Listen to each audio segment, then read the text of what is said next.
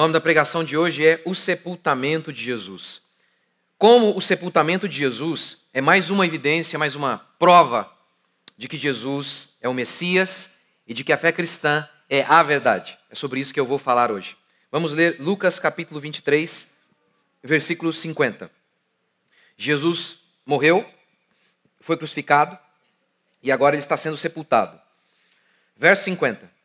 Certo homem chamado José, natural de Arimateia, cidade dos judeus, membro do Sinédrio. Lembrando, gente, o Sinédrio era a maior autoridade judaica naquela época. O Sinédrio era composto pelos líderes da nação. E foi o Sinédrio que matou Jesus. Agora a gente está lendo que um homem do Sinédrio está preocupado com o corpo de Jesus. Verso 51. Ele não havia concordado com o plano de matar Jesus e com os atos dos outros, e esperava o reino de Deus. Outra passagem eu já vou ler para vocês, fala que ele acreditava em Jesus, mas ele tinha receio por conta dos judeus. Verso 52. Então, indo até Pilatos, pediu-lhe o corpo de Jesus, tirando-o da cruz, envolveu-o com um pano de linho e o colocou em um sepulcro escavado na rocha, onde ninguém havia sido posto. Era o dia da preparação, e o sábado estava para começar. E as mulheres que vieram com ele da Galileia, seguindo José, viram o sepulcro e como o corpo havia sido colocado ali. E Mateus declara que Maria Madalena e Maria eram essas mulheres, e que elas viram o lugar, para que então, posteriormente, no domingo, elas pudessem ir lá. Verso 56. Elas voltaram e prepararam essências aromáticas e perfumes, e no sábado descansaram conforme o mandamento. E eu vou ler para vocês, ou melhor, vou citar para vocês daqui a pouco, o restante dessa história que está lá em João, capítulo 20, que narra o momento em que Maria Madalena vai ao sepulcro de Jesus. Em Lucas capítulo 1, Lucas abre o seu evangelho mostrando qual era o objetivo dele ao escrever o que ele escreveu. Ele diz que depois de apurada investigação, ele queria mostrar para Teófilo o óbvio. Teófilo, eu quero falar para você sobre as verdades que você ouviu. Teófilo, eu quero mostrar para você que o que você ouviu está correto. Você tem tudo para ter a certeza absoluta de que Jesus é o Messias e ele ressuscitou. A fé cristã não é um salto no escuro. Oh, Deus falou comigo. Como? Que jeito? Se um homem chega por aí dizendo, oh, Deus falou comigo aqui, como nós podemos ter certeza que Deus falou com aquela pessoa? Aqui, a gente tem algo que não existe em nenhuma outra religião. Em todas as outras religiões, você tem um profeta dizendo que Deus falou com esses profetas. Maomé, Joseph Smith, Ellen White e por aí vai. Mas aqui, a gente tem um fato, um sepultamento. A gente tem um outro fato, um sepulcro vazio. Qual a resposta para esse sepulcro vazio? E tudo isso você pode analisar por meio da sua razão, ouvindo testemunhos.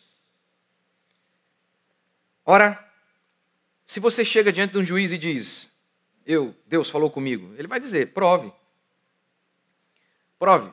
Se Deus falou com você lá no meio do mato, como que vai saber? Como é que alguém vai saber? Não tem testemunha, não tem nada? O que um juiz pode fazer é analisar o evento por meio de testemunhas e evidências. Mesmo sem estar lá, o juiz pode chegar a um veredito. Vocês não estavam no dia da crucificação. Mas é possível aferir conhecimento. Vocês podem fazer isso. Por meio da razão, por meio dos seus sentidos. E é isso que a gente vai fazer aqui hoje. O sepultamento é parte vital da pregação do Evangelho. Paulo diz, antes de tudo vos entreguei o que também recebi, que Cristo morreu pelos nossos pecados, segundo as Escrituras, e que foi sepultado e ressuscitou ao terceiro dia, segundo as Escrituras. Ele foi sepultado.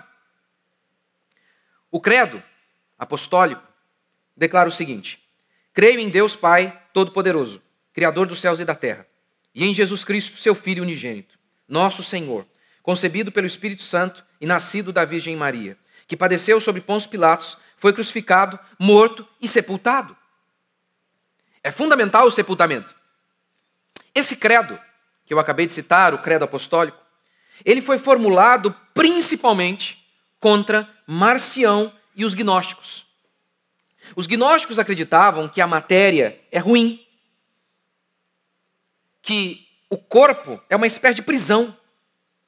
Desse modo, para esses gnósticos, Jesus Cristo não tinha corpo. Jesus Cristo era uma espécie de, nos dias atuais, holograma, um fantasma. O credo foi escrito para combater heresias, principalmente essa heresia gnóstica. Ele foi sepultado, sim, porque ele tinha um corpo, ele tem um corpo. A única questão é investigar se o testemunho de Maria Madalena, o testemunho dos discípulos é verdadeiro ou não. Por quê?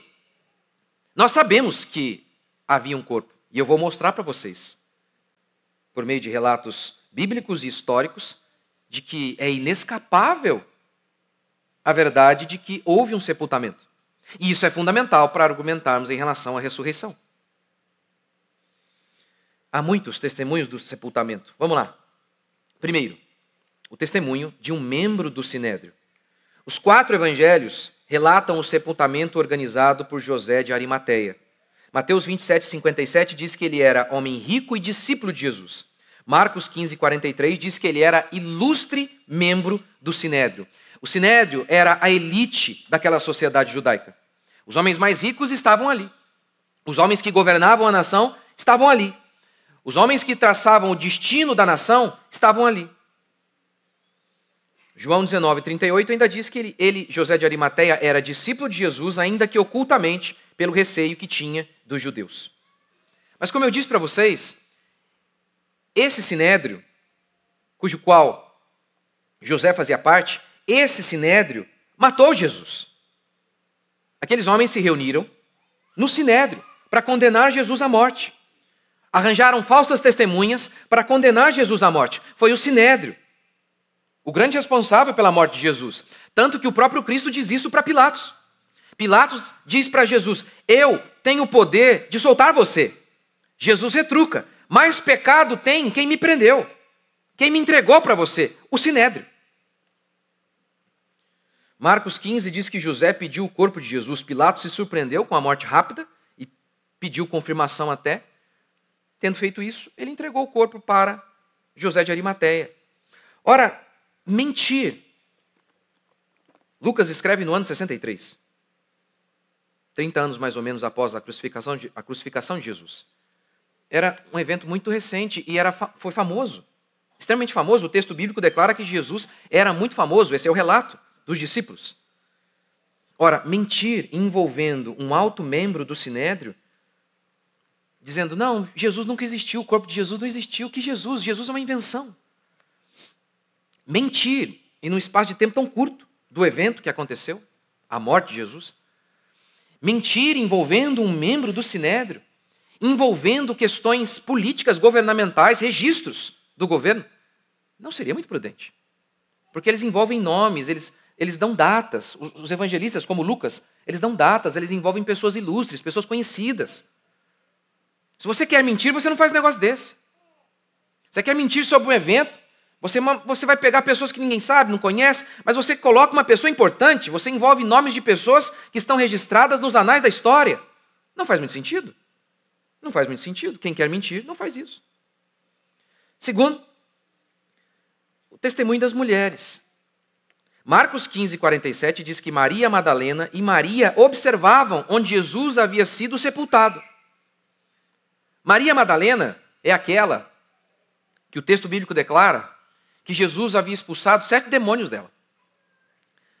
Tem até uma história, provavelmente lenda, quer dizer, não dá para saber, que Maria Madalena era uma meretriz. De qualquer forma, numa Olimpíada de pecados, de pecadores, com certeza ela era uma grande pecadora. O que a gente nota na Escritura, e até pela própria experiência, é pessoas que vão fundo no pecado que costumam ficar possessas. Jesus expulsou 7 demônios daquela mulher. 7 demônios. Há uma grande possibilidade de que aquela mulher não fosse um dos nomes mais confiáveis. Mas o texto bíblico diz que essa é a grande testemunha. Essa foi a primeira pessoa que viu Jesus Cristo ressurreto. Flávio Joséfo, um historiador judeu importantíssimo, disse o seguinte, que o testemunho de mulheres não seja admitido em função da leviandade e atrevimento desse sexo. Textos rabínicos dizem que as palavras da lei sejam antes queimadas do que entregues às mulheres. Se tudo isso é verdade, não fazia muito sentido colocar pessoas que não tinham credibilidade alguma para testemunhar. A gente tem aqui advogado, sabe disso. Você vai colocar alguém para testemunhar que tem nenhuma credibilidade? Quem faz isso, gente? Os discípulos fizeram. Por que fizeram? Ou eles eram muito burros, ou era verdade, e a verdade é do jeito que é. Ela não veio pintada do jeito que nós gostamos. Terceiro, sobre o sepultamento de Jesus, nós temos o testemunho dos próprios judeus. Os judeus, que se tornam inimigos da fé, eles testemunham sobre o sepultamento de Jesus. Em Mateus 28, nós lemos aquela história em que Jesus Cristo ressuscita, soldados foram postos à entrada do sepulcro, e diz o texto que eles viram isso e foram relatar às autoridades judaicas. As autoridades judaicas subornaram os soldados para que eles dissessem o seguinte: os discípulos vieram de madrugada, roubaram o corpo de Jesus. Sumiram, deram sumiço no corpo de Jesus, para que então eles pudessem falar que Jesus Cristo ressuscitou. E aí a gente lê o seguinte em Mateus 28. E esta história de que os discípulos roubaram o corpo de Jesus, esta história tem sido divulgada entre os judeus até o dia de hoje, o ano 63. Ora, se era invenção, que os discípulos inventaram que Jesus ressuscitou, a primeira coisa a se fazer era apresentar o corpo. Era dar um jeito de achar o corpo e mostrar o corpo. Nunca conseguiram. Nunca conseguiram. É claro, isso não resolve todo o problema. Pode ser que os discípulos esconderam muito bem. Não é? Vai que os discípulos aprenderam com o goleiro Bruno. Alguém podia alegar isso. Mas é fato que bastava mostrar o corpo de Jesus para resolver todos os problemas. De qualquer forma, você tem aqui o testemunho dos judeus. Os judeus alegaram que o corpo sumiu. Ou seja, eles não disseram, o corpo nunca existiu, a pessoa Jesus nunca existiu. Não, eles confirmam. Era divulgado, era notório isso. Todo mundo sabia. Olha, existia um corpo. Existia uma pessoa chamada Jesus. Mas esses discípulos aí sumiram com ele. Nunca entrou em debate se Jesus existiu. Ele existiu. E os judeus, os nossos adversários, pelo menos naquele momento ali, eles confirmaram isso. O testemunho de José e do governo também é forte sobre isso. Mesmo em 63, se fosse mentira, era fácil refutar os cristãos sobre a morte de Jesus. José era uma autoridade judaica, há registros disso, Pilatos também um governante. Alguém poderia dizer, cadê o registro dessa morte? O governo sentenciou alguém à morte, mas não tem nada? Como assim? Um evento público não tem ninguém, não tem nada. Porque tinha.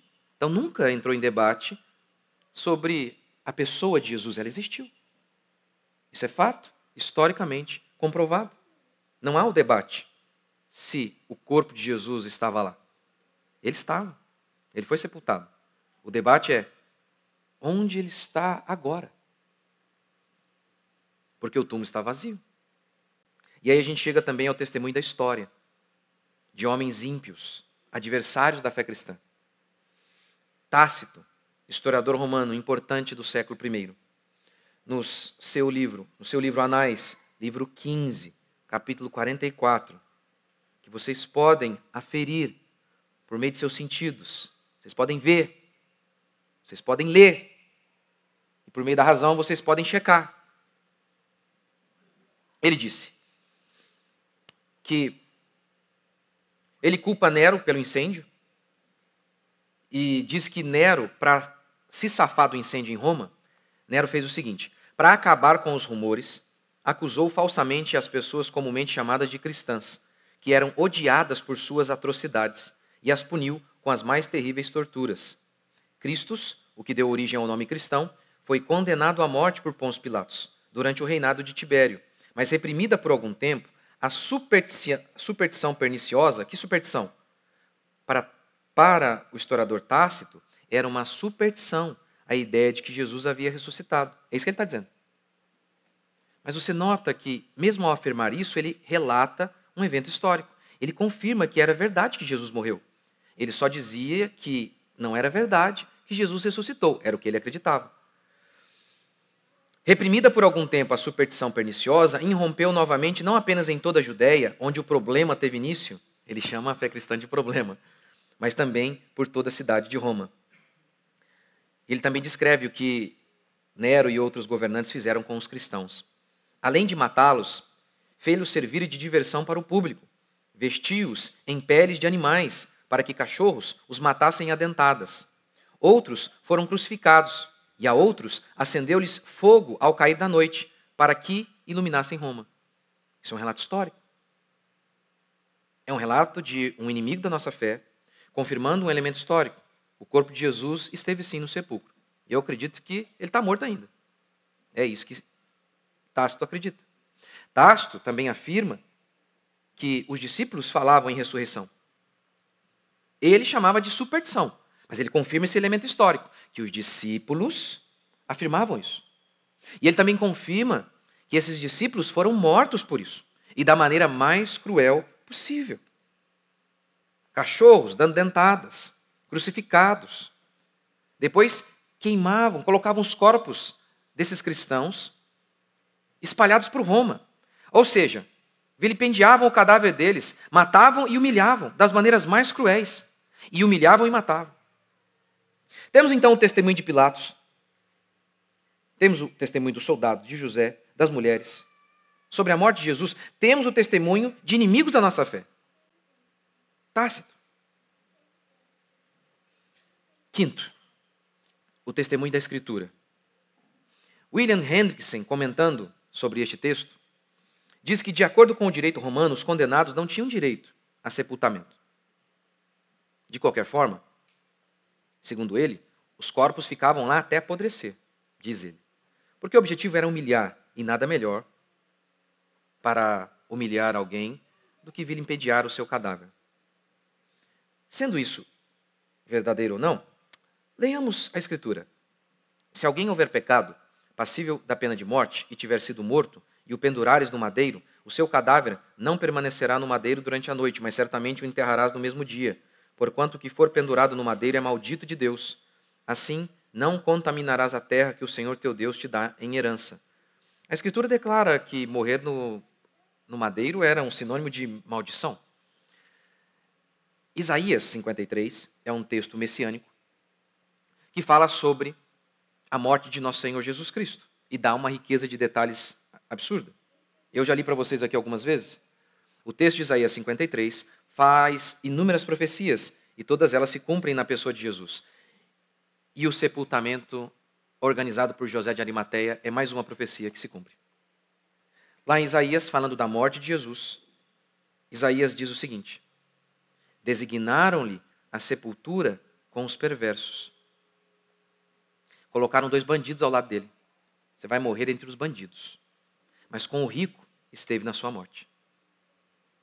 O rico José de Arimateia não deixou que Jesus fosse jogado juntamente com os 2 bandidos. Que ele permanecesse com os 2 bandidos ou fosse enterrado com os 2 bandidos. José, o rico de Arimateia, preparou um sepulcro para Jesus.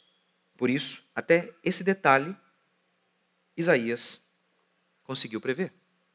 Porque não foi Isaías, é o próprio Deus. Lá em João 20, nós temos o relato, o testemunho de Maria Madalena. O relato é este. Maria Madalena, na sexta-feira, ela havia visto, juntamente com a outra Maria, o lugar em que Jesus fora sepultado. Por isso, domingo, ela se levanta de madrugada, diz o texto, e vai ao sepulcro. Chegando lá, ela nota que a pedra que havia sido colocada em frente ao sepulcro havia sido removida, e era uma pedra muito grande. Ela então volta correndo, fala para João e Pedro: roubaram o corpo de nosso Senhor. Ela ainda não havia entendido que Jesus havia declarado várias vezes que era necessário que ele morresse e ao terceiro dia ressuscitasse. Ela ainda não tinha entendido. Ela chama os discípulos vão para lá. Chegando lá, eles entram no sepulcro e notam que Jesus não está lá. E aí diz o texto, João, falando dele mesmo, porque é ele que viu, foi ele quem viu, juntamente com Pedro. Ele diz o seguinte: então ele e Pedro compreenderam o que a Escritura havia dito, que era necessário que Jesus ressuscitasse dentre os mortos. Os discípulos, Pedro e João, voltam para casa. Maria não. Maria, diz o texto, ela permanece ali chorando junto ao sepulcro. Nesse momento, ela avista 2 anjos, que pelo que a gente lê, ela nem havia notado que eram anjos. E os 2 anjos perguntam para ela: por que você chora?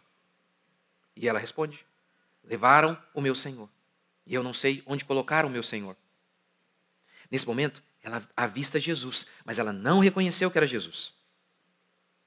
E Jesus então perguntou para ela: por que choras? E ela diz a mesma coisa.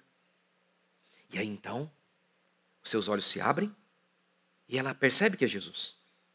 E João diz assim, que ela volta e fala com os discípulos: eu vi o Senhor. Eu vi. Ele está vivo. Ele não está morto. Ele ressuscitou. Não existe isso em nenhuma religião do mundo. Pense isso, por exemplo, no Alcorão. Aisha disse: onde está o corpo de Maomé? E foi avisar Khaled que o corpo de Maomé não estava mais no túmulo. Não, não tem isso. Não tem isso. Não tem isso em nenhuma outra religião. Em todas as outras, não há uma mulher chorando à beira do sepulcro. Não há. Em todas as outras religiões, o morto, fundador da religião, está lá. É só na fé cristã que o túmulo está vazio. É só na fé cristã que o túmulo está vazio. E nós sabemos disso porque a gente pode obter conhecimento por meio de testemunho e por meio de nossa razão. Nós podemos concluir a partir dos relatos de Tácito se faz sentido dizer que os discípulos mentiram para perder tudo, que eles sumiram de fato com o corpo para serem comidos por cachorros, para serem crucificados e servirem de lamparina para iluminar Roma. A gente, por meio do testemunho desses apóstolos e da nossa razão, a gente pode concluir: não faz sentido dizer que eles mentiram, eles perderam tudo. A única resposta lógica